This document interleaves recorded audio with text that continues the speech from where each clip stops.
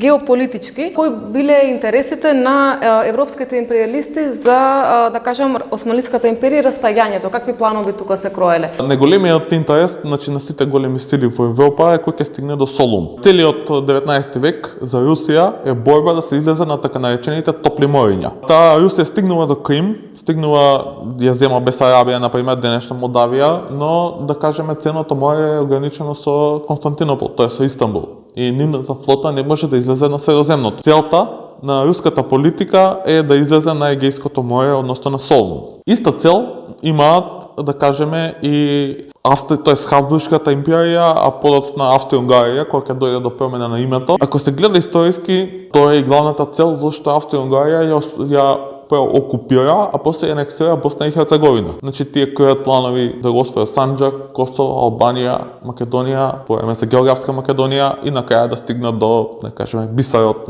на Средоземнието, на Егејското море, Солун. Политиката на Англија е спротивна на сите овие. Таа не сака никој да има доминација на Средоземнието освен неа.